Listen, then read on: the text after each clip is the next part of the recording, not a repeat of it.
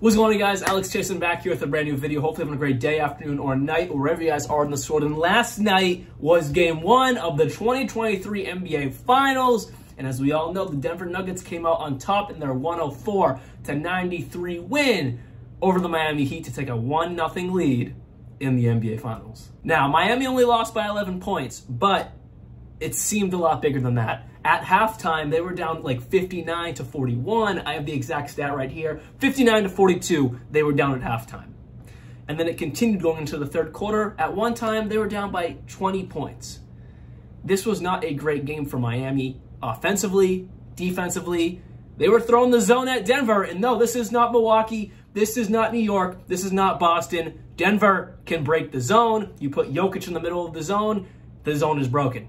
He can break the zone perfectly with his passing ability and also his own ability to score over anyone. So the zone did not quite work against the Denver Nuggets. Out the gate, there was a surprising star emerging in game one. It was Aaron Gordon. He was in double figures in the first quarter. He only ended with 16 points, but in the first quarter, he was dominating the paint, driving. Nikola Jokic was finding him on every pass. He was dominating the Miami Heat interior defense, which was really non-existent last night. He had 16 points, 7 for 10 from the field. He was purely a paint presence last night, Aaron Gordon, and he was doing it very, very well. Moving on to MPJ, he shot terribly from three, only 2 for 11. He hit his first few and then really cooled off from there. But he had 13 rebounds and 2 blocks. Very good overall game, but got to shoot better than that. For Denver, there was really only one player who played exceptionally well, and that was Nikola Jokic, of course, with 27 points, 10 rebounds, 14 assists, 1 steal and 1 block, 8 for 12 from the field, and 1 for 2 from 3. He had himself a fantastic night, another triple-double to add to his playoff record book. And then Jamal Murray, yes, he had 26 points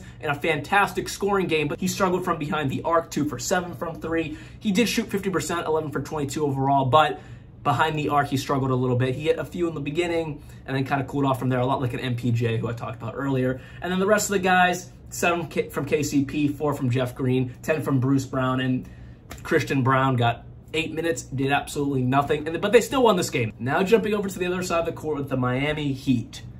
Again, they only lost by 11 points, but it should have been way more the way they performed last night. Guys like Duncan Robinson, Max Strus, Caleb Martin, who looked like absolute flamethrowers and future superstars every other round, fell apart. Caleb Martin was 1 for 7 from the field. He only took 2 threes. What's going on there? 3 points. Max Strus, 0 points, 0 for 10 from the field, 0 for 9 from 3. And then Duncan Robinson, 1 for 6 from the field, 1 for 5 from 3 with 3 points. And again, they only lost by 11 points. And it gets even more. Jimmy Butler, 13 points, 6 for 14 from the field, 1 for 2 from 3, 7 assists, 7 rebounds. Again, Jimmy was being way too passive. Way too, I want to find my teammates. Jimmy, take over the game. How are you going to have only 13 points in the NBA Finals? Explain that to me. How are you going to only have 13 points? You're supposed to be the MJ of the playoffs or something, man. I've never really gotten on that bandwagon. I love you. You're a fantastic player. I respect you. That's a far-fetched to call you MJ of the playoffs. With that said, guys like Bam Adebayo and Gabe Vincent and Highsmith took care of the load to try to get some competitiveness in that game. With Bam Adebayo with 26 points, 13 rebounds, 5 assists, 13 for 25 from the field. Gabe Vincent shot 50% from the field and 50% from 3 with 19 points. A very good game from Gabe Vincent. And then Highsmith, the lone little superstar off the bench, with 18 points, 7 for 10 from the field, and 2 for 4 from 3.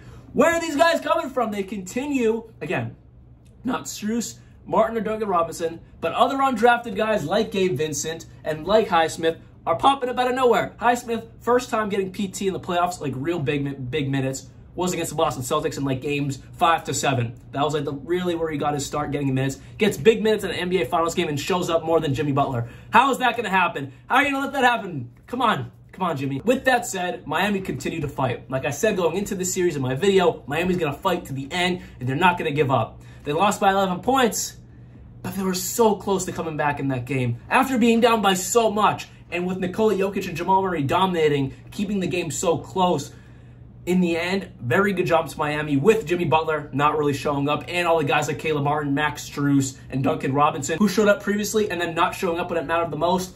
I will say, not a win by any means for Miami because now Denver's only 3 wins away from getting the championship. You have to win 4. But if I'm Miami, I would not be too down because most likely Duncan Robinson's going to shoot better.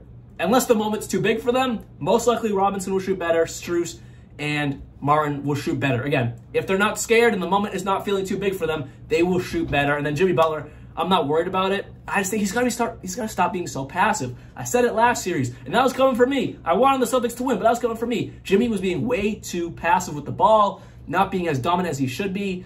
And that's why you lost some of those games last series, and it just happened last night. That is all I have for you guys today. Hopefully you did enjoy this video. Game 2, I expect Miami to win, honestly, because those guys most likely aren't going to shoot that bad again.